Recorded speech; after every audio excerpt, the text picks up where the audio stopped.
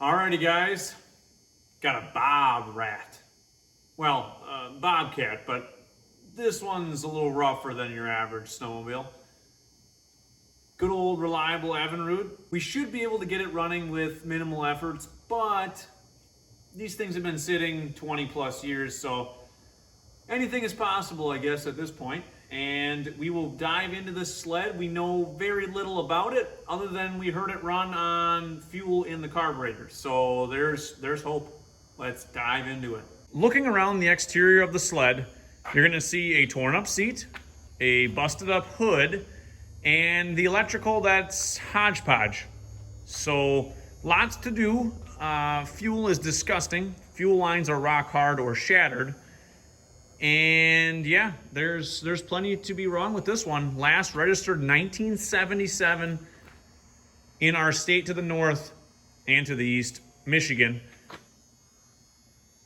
I'm hopeful that we can get it going without having to pull the carburetor off and just new gas, fuel lines, pickup line. Might be a cool little bob rat for us. Just because who wants to put a seat cover on it and actually make it nice? This would be a cool little rig. I believe these are around 25 horsepower and very similar to that Ski Horse 25 that we have. I'm gonna guess this one's a 1970 or 71. And you guys can see we got the golf cart project. Still got smoke in here from a snowmobile I started recently. Here's the other side. It's currently nighttime out there. So we're working on shop lighting, which is minimal. So you guys will probably be seeing some reflective glares, but that's just gonna have to be as good as it's gonna be. I think we start with the tank, which is almost disconnected already. Remove the hood. Not bad, you know, there's some bird droppings on it. That's pretty much standard equipment. The hood set off to it, and then the tank. You know, this, oh, she's so hard. She's hard as a carp, guys. Man, some rock solid fuel lines. Wowzers. So the fuel tank can come off. We got the fuel line off for the actual feed. They have a Mikuni pump off of like a single carbureted, you know, like a Jag would use, or like even an Enticer. So that's kind of good because it's modern, I guess. And then we have to rig up an ignition switch using these two wires here. So that's kind of what we have to do first. Fuel tank is not cracked. I don't know if you guys can see. That is disgusting. Oh, there's just goo in there, guys. Oh, and it smells so bad. Oh, I did learn that these are threaded, so as long as they come out, we'll get these out, start working on getting the nasty goo out of the bottom of the tank. Once that's done, then we can worry about putting an ignition switch, which we're gonna throw in off of like a Polaris Indy. Something like this, 2-wire, on off. The old switch is pretty much not functional. And oh yeah, the compression release is not functional. Throttle is free. There's mud daubers just packed in the cylinder fins. So that's awesome. And the bumper is a little dented up like it might have had a front end accident. So this thing is a 10 out of 10 in my opinion. All right guys, so this is what was in the tank for the pickup lines. I mean, disgusting. Oh. So I'm gonna put new ones in. Here's the fitting for the incoming fuel. Oh, just bad news bears, guys. So I'm gonna take a heat gun, heat this up a little bit so this can come off, and then we can redo the pickup line and put a filter in there. And then I'll redo the fuel line there, the return line, just replace that. And then we can get this tank, which it looks like I think the nasty sappy stuff is gonna come out. I have some gas in there right now. I just gotta kind of scrape the bottom of the tank with a piece of wood or something to get the tar loosened up. And then flush it, and we should be good. Here is the fitting for the incoming fuel line with the pickup that will be on the end of it. Got that old nasty fuel line off. Gonna put one of these screen filter weights. This is a Polaris thing, but it'll work on anything. And then I got a roll of some Sten's fuel line, 1/4 inch. This stuff should work okay for pickup lines. It might get stiff over time, but who cares, you know?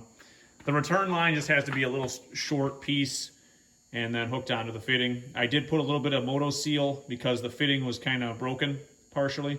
So that is drying as we speak. And now we just got to get that tank line made and then the fuel tank cleaned out. Then we're looking in good shape. I don't know if you can see, but there's just a spot of black stuff in the bottom that's like stuck.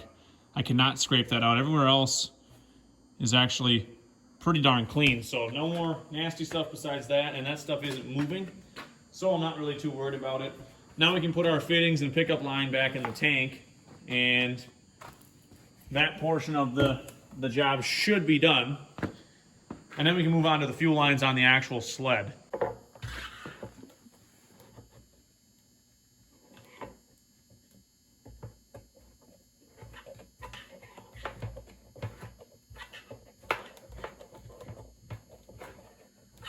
Let's keep turning it until it's down in there far enough that I don't have to worry about it.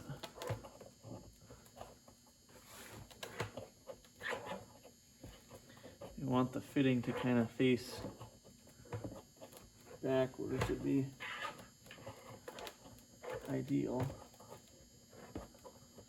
Right about there.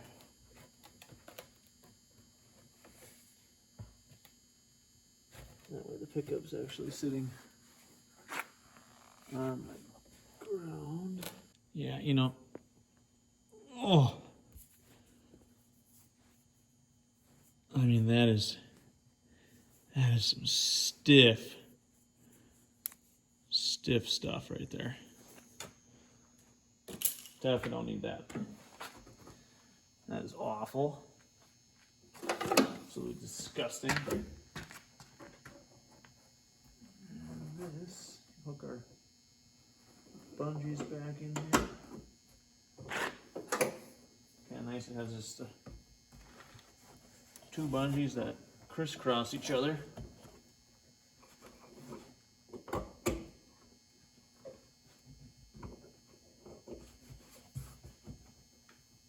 One of these is always a tough one. And it might be this one with the clutch on the way. There. I'm going to replace both fuel lines to the carburetor because the other one is hard as a carp and splitting. So we shall replace both of those. We'll run 3/16 for the return line and 1/4 inch for the main line. And I got to replace the impulse line as well. That is also in poor shape. And then I'll slap an ignition switch in it. And then I got to get some fuel. Fast forward a little bit. I got the fuel lines ran with a fuel filter. I'm just working on the return line right now with 3/16 fuel line.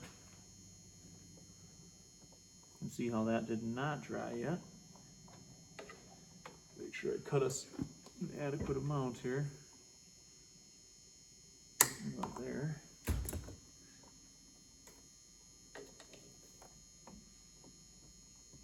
Yeah, oh boy. Hopefully that'll dry in the nice cold temperatures tonight. I'll just have to sit there and form. Maybe I'll put, this stuff should harden overnight, but at least I got the return line plumbed in there for now. All the other lines are plumbed in with the fuel filter, of course. And then we just got to figure out putting ignition switch in it.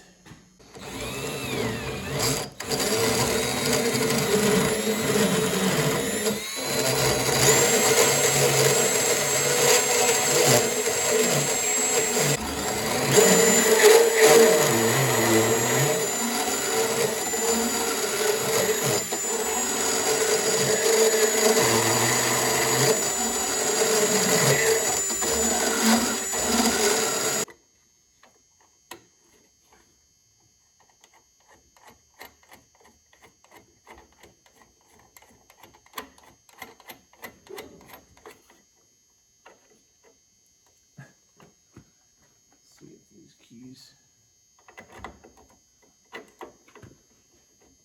Got the electrical, I mean, to a point where I can at least make it work. Not my best work for right now, but it's probably gonna have to get modified anyways. The spades, yeah, they're on there. Hopefully the switch works. Just putting some mixed fuel in it. I'm gonna get it on a track stand if possible, and we'll see if this puppy fires up. Maybe it will. Let's hope so, and let's hope my switch works.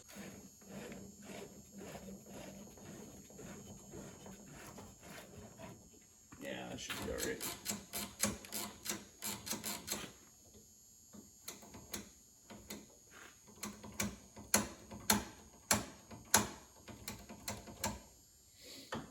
You just gotta feed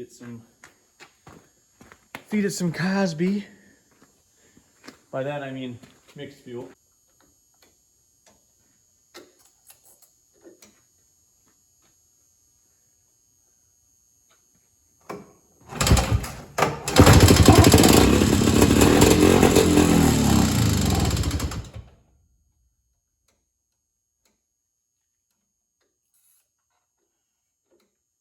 Keep it running.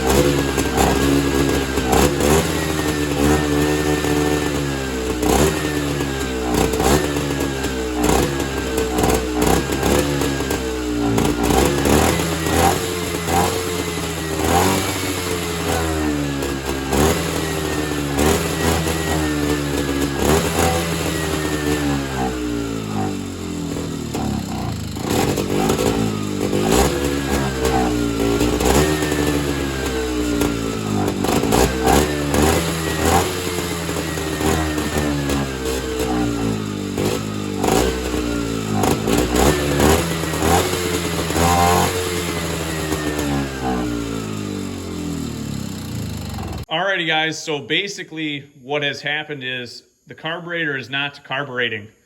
So what I think is happening is the fuel is just bypassing the carburetor and returning back to the fuel tank, and it's not actually getting sucked into the engine and burned. So it'll only run off of my fuel supply with the gas bottle.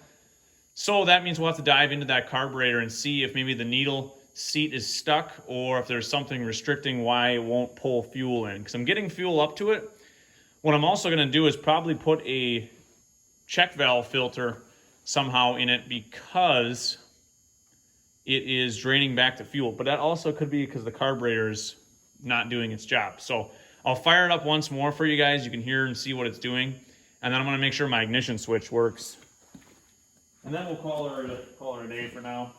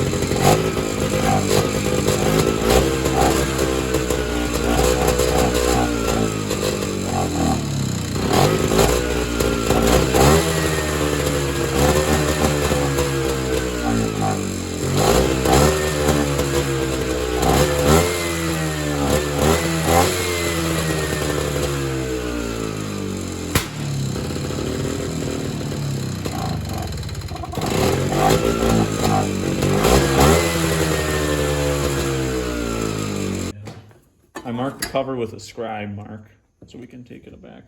Even though it looks like, well, it's got alignment holes, but I'm going to put it on the same way it came off. We try to get better each time. Somebody might have had these off in a past life. Well, there was fuel up in there because it's wet. Oh, crispy bird fecal. There you go. Because otherwise you couldn't tell what was bird fecal and what were screws. That's true. And now we're breathing in bird fecal. Yeah, better than that skirule fecal. Ooh. We gotta figure out what happened to the vacuum. It's FUBAR. Something happened. I heard a poof. And that was all she wrote. Well.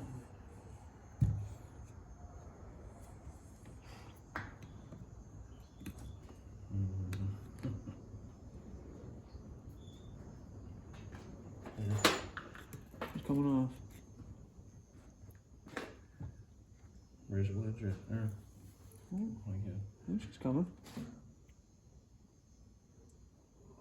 Clean though.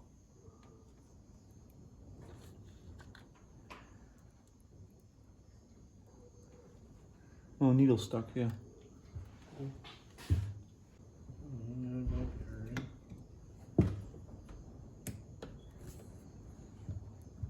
Oh, delicate, Ricky. Delicate. I'm gonna guess that you might want some brake clean. Maybe. Hmm. See how rowdy this, Spring? Oh, there it is. Panda. so there's a wear spot, so we'll know. And obviously the dimple has to go down. Spring. Spring. And you need a little tiny mule nose. Ooh, I got you. Oh yeah, this is those stiffies? Oh yeah. Okay. That one, right? This guy. No, this one. This You get a better acronym. Alright. Was it stuck? Maybe? Maybe it was. Should I pull the seat out? I should probably take it out with a 10 mil hex. I'm guessing a 10. And then I'll see what these screws are at.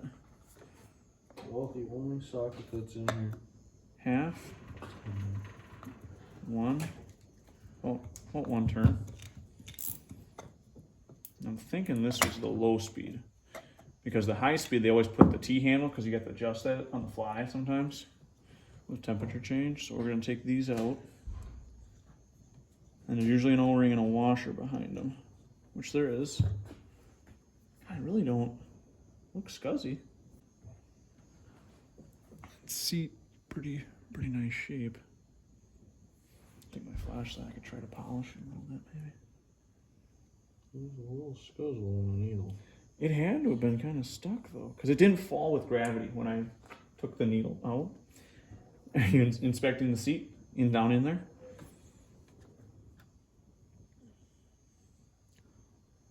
Looks all right. Take our high speed out. Half, one, half, about 1 3/4-ish. There's our high speed with the O-ring and everything on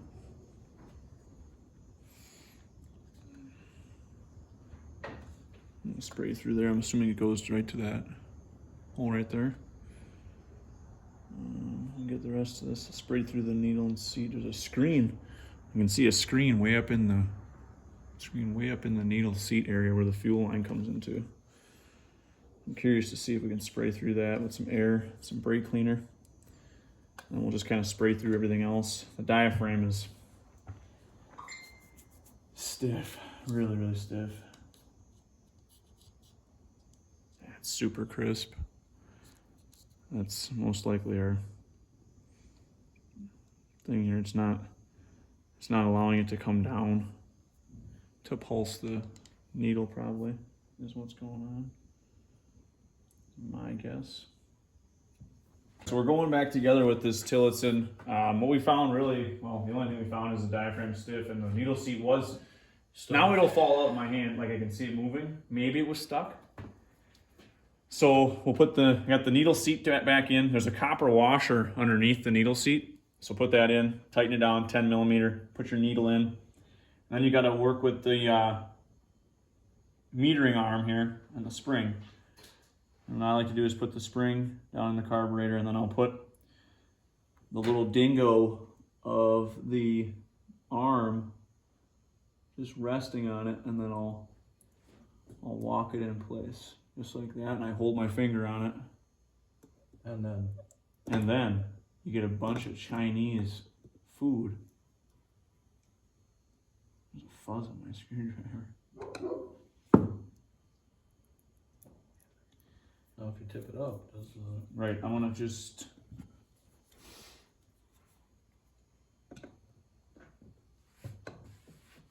You don't have to get these too stupid tight or anything.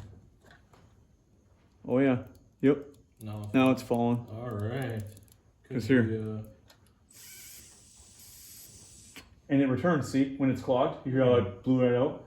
So I'm guessing, guys, what was happening is you guys saw before, it was just pumping fuel in a closed loop. In and out, in and out. So we'll get the diaphragm stack back in it, our adjustment screws, slap it back on, and hope for the best. Oh, yep, that's what happened. Go.